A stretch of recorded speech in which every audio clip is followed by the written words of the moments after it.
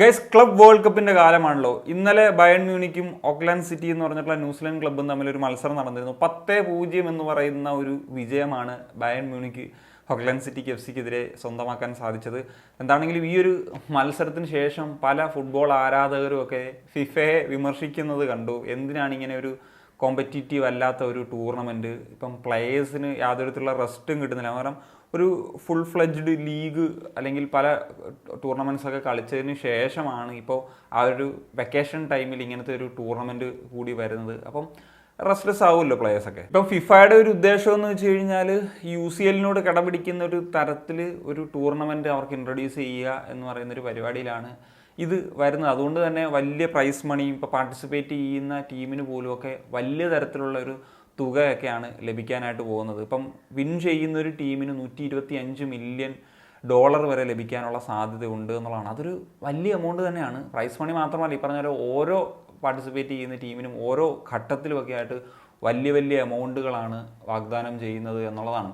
എന്താണെങ്കിലും ഈ ഇത്രയും വലിയൊരു എമൗണ്ട് കിട്ടിക്കഴിഞ്ഞാൽ തീർച്ചയായിട്ടും ഈ ക്ലബ്ബുകൾക്കൊക്കെ പറഞ്ഞല്ലോ, ഇപ്പം $125 മില്യൺ ഒക്കെ കിട്ടിക്കഴിഞ്ഞാൽ അടുത്ത സീസണിലേക്ക് 2-3 നല്ല പ്ലേയേഴ്സിനെ വരെ ഈ യൂറോപ്യൻ ക്ലബ്സിനൊക്കെ വാങ്ങാനായിട്ട് സാധിക്കും എന്നുള്ളതാണ്. ഇനി ഈ പറഞ്ഞ ന്യൂസിലൻഡ് ക്ലബ്ബായിട്ടുള്ള ഓക്ലാൻഡ് സിറ്റി FC എന്ന് പറഞ്ഞ ക്ലബ്ബിലേക്ക് വരാം. ഈ ഒരു ക്ലബ്ബ് ന്യൂസിലൻഡ് ബേസ് ചെയ്തുള്ള ക്ലബ്ബാണ്. ന്യൂസിലൻഡ് ബേസ് ചെയ്തുള്ള ഒരു സെമി പ്രൊഫഷണൽ ക്ലബ്ബാണ് എന്ന് പറഞ്ഞു കഴിഞ്ഞാൽ എത്ര പേര് വിശ്വസിക്കും? പക്ഷേ വിശ്വസിച്ചേ പറ്റൂ. ഇതൊരു പ്രൊഫഷണൽ ക്ലബ്ബ് പോലുമല്ല. അവരാണ് ഈ പറഞ്ഞ പോലത്തെ ഫിഫ ക്ലബ് വേൾഡ് കപ്പിൽ കളിക്കാനായിട്ട് എത്തുന്നത് എന്നുള്ളതാണ്. അപ്പോൾ എങ്ങനെയാണ് അവർ എത്തിയതെന്ന് ചോദിച്ചു കഴിഞ്ഞാൽ, ഇപ്പം ന്യൂസിലൻഡിലെ എല്ലാ ക്ലബ്ബുകളുടെയും അവസ്ഥ ഒന്നെങ്കിൽ സെമി പ്രൊഫഷണലോ അല്ലെങ്കിൽ അമച്വർ ക്ലബ്ബുകളോ ഒക്കെ തന്നെയാണ് എന്നുള്ളതാണ്. അതുപോലെ ന്യൂസിലൻഡിലെ മാത്രമല്ല, ഓഷ്യാന കോൺഫെഡറേഷനിലെ തന്നെ അങ്ങനെയുള്ളൊരു അവസ്ഥയൊക്കെ തന്നെയാണ് എന്നുള്ളതാണ്. അപ്പോൾ അതുകൊണ്ട് തന്നെ ഈ പറഞ്ഞ ഓഷ്യാന ചാമ്പ്യൻസ് ലീഗ് വിജയികൾ എന്ന ലേബലിൽ ഇവർക്ക് ഈ ഒരു ക്ലബ് വേൾഡ് കപ്പിലേക്ക് യോഗ്യത നേടിയെടുക്കാനായിട്ട് സാധിച്ചതെന്നുള്ളതാണ്. 2026 നടക്കാൻ പോകുന്ന ലോകകപ്പിലേക്ക് ഓൾറെഡി യോഗ്യത നേടിയിട്ടുള്ളൊരു ടീമാണ്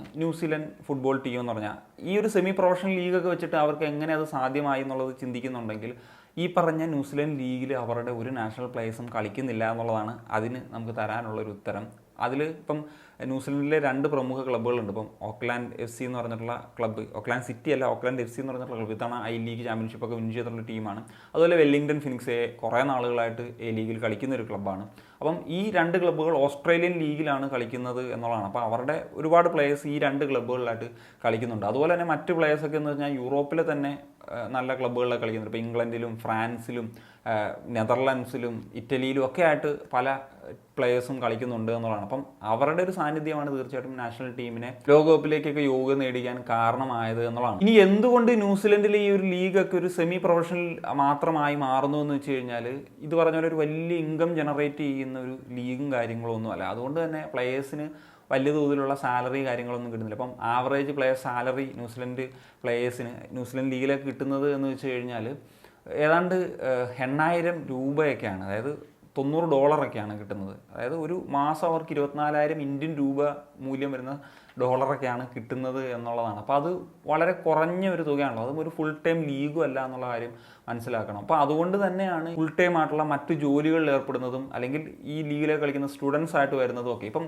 കഴിഞ്ഞ മത്സരത്തിൽ 10 ഗോളുകൾ കൺസീഡ് ചെയ്യപ്പെട്ടിട്ടുള്ള അവരുടെ ഗോൾ കീപ്പറായിട്ടുള്ള ട്രാസി, അദ്ദേഹം ഒരു ലിഫ്റ്റ് ഓപ്പറേറ്റർ ആണ് എന്ന് പറയുന്നതൊക്കെ ഒരു വാർത്ത ഒരുപക്ഷെ ചിലപ്പോൾ നിങ്ങളൊക്കെ കണ്ടിട്ടുണ്ടായിരിക്കും. അതുപോലെ തന്നെയാണ് അവരുടെ ടീമിലെ ഓരോ പ്ലേയേഴ്സിൻ്റെയും കാര്യം എന്നുള്ളതാണ്. ഇപ്പം സൂപ്പർവൈസേഴ്സ് ഉണ്ട്, ടീച്ചേഴ്സ് ഉണ്ട്, കോച്ചസ് ഉണ്ട്, ടെക്കീസ് ഉണ്ട്, ഇലക്ട്രീഷ്യൻസ്, കാർപ്പൻറ്റേഴ്സ്, സ്റ്റുഡൻസ്, അങ്ങനെ നീളുന്നു എന്നുള്ളതാണ്. ഇവരൊക്കെ തന്നെയും അവരുടെ ജോലിയിൽ നിന്നും അല്ലെങ്കിൽ അവരുടെ പഠനത്തിൽ നിന്നും ഒക്കെ ലീവ് എടുത്തിട്ടാണ് ഈ ഒരു ക്ലബ് വേൾഡ് കപ്പ് കളിക്കാനായിട്ട് എത്തിയിട്ടുള്ളത് എന്നുള്ളതാണ്. ജയിക്കുന്ന ടീമിന് $125 മില്യൺ കിട്ടും എന്നുള്ള കാര്യമൊക്കെ ഞാൻ പറഞ്ഞല്ലോ. എന്നാൽ ഈ ഒരു ടൂർണമെൻറ്റിൽ പാർട്ടിസിപ്പേറ്റ് ചെയ്ത് കഴിഞ്ഞാൽ കിട്ടാൻ പോകുന്നത് $3.58 മില്യൺ ആണ്. അതായത് ഏതാണ്ട് നമുക്കൊരു ഇന്ത്യൻ രൂപയൊക്കെ വെച്ച് കണക്ക് കൂട്ടുകയാണെങ്കിൽ ഏതാണ്ട് 30 കോടി രൂപ എന്നൊക്കെ ഉള്ളത് പറയാം. ഓക്ലാൻഡ് സിറ്റി FC-യുടെ ഒരു വർഷത്തെ ഒരു ബഡ്ജറ്റ് എന്ന് പറഞ്ഞു കഴിഞ്ഞാൽ ഏതാണ്ട് 4 മുതൽ 5 കോടി രൂപ വരെയൊക്കെയാണ്. അതായത് അവരുടെ ബഡ്ജറ്റിൻ്റെ ഏതാണ്ട് 5-6 ഇരട്ടി അവർക്ക് ഈ ഒരു ടൂർണമെൻറ്റ് ഒരു മാസം കളിച്ചാൽ തന്നെ ഏൺ ചെയ്യാനായിട്ട് സാധിക്കും എന്നുള്ളതാണ്. അതുകൊണ്ട് തന്നെ യൂറോപ്യൻ ടീമിനേക്കാൾ